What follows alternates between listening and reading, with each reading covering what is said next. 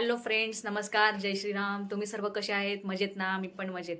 तर आज माझ्या सासूबाई, म्हणजे मी त्यांना मम्मीच म्हणते, ठीक आहे. तर त्या सुक्या खोबऱ्याचं वाटप बनवणार आहेत. ते म्हणजे आम्ही प्रत्येक काही जेवण बनवतो त्याच्यामध्ये आम्ही ते वाटप टाकतो. तर ते कसं बनवतात ते मम्मी आज आपल्याला सांगणार आहेत. मी त्यांना म्हणजे सुगरणच म्हणते, त्या खूप छान जेवण बनवतात. तर त्यांची आपण रेसिपीज बघून घेऊया. मम्मी हाय हाय बोला. हाय हाय. हे बघा, अशा प्रकारे सुकं खोबरं पहिलं आपण किसून घेतलंय. हे बघा, सुका खोबरं अशा पद्धतीने लालसर करून घेतलंय. हे लसूण आहेत, लसूण टाकायचे याच्यामध्ये. लसूण टाकायचे एवढी. हा, हे अशी लसूण टाकली. हे अद्रकचे बारीक बारीक तुकडे केले पातळ. हे अद्रक झालं.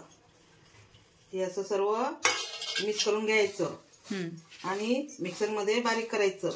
आणि एक पॅक डब्यामध्ये भरून ठेवायचं. मग तो तुम्ही कधी पण वापरू शकता, कधी पण, एनी टाइम. म्हणजे मच्छीमध्ये, चिकन बनवलं तर.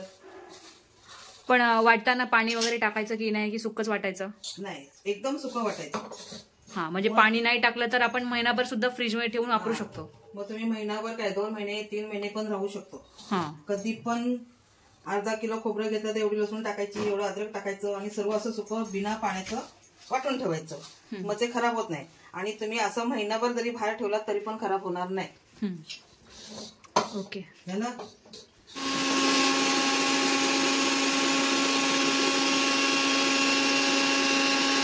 हे बघा, मस्तपैकी बारीक असं वाटप करून घेतलेलं आहे मम्मीने.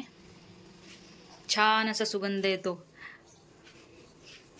आता ह्या अशा डब्यात भरून ठेवायचं. हे बघा, अशा प्लास्टिकचा डबा पण चालेल का मम्मी? प्लास्टिक मध्ये, स्टील मध्ये, अल्युमिनियम कशात पण ठेवा. बंद असं पॅक डब्यात ठेवायचं. पॅक बंद ठेवायचं आणि ते खराब होणार नाही. खाली ओला चमचा लावायचं नाही.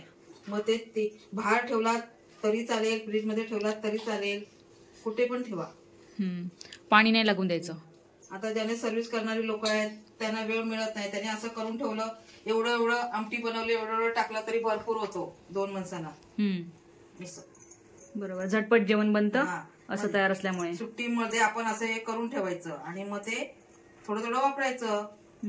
काही पण कडधान्याची भाजी म्हणा किंवा नॉनव्हेज म्हणा, कुठल्याही जेवणामध्ये हे वाटप वापरता येतं, है ना. वाटाण्याची उसळ, मटकीची उसळ आणि थोडस किंग मसाला टाकायचा आणि हे थोडं टाकायचं की झाली उसळ तयार. असं मस्त व्यवस्थित डब्यामध्ये पॅक करून ठेवायचं. पाणी लागता कामा नये. आणि असं चुकून पाणी लागलं तरी खराब होत नाही.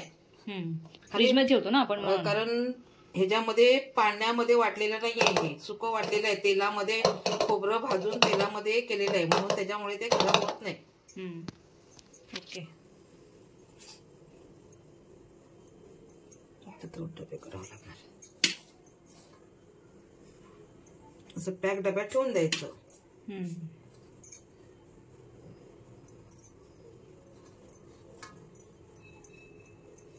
बाय द वे, मम्मीचं जेवण खूप चविष्ट असतं.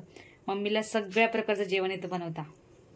त्याच्यामुळे तुम्हाला ना रोजच्या रोज किंवा आधी मध्ये बऱ्याच रेसिपी बघायला मिळतील.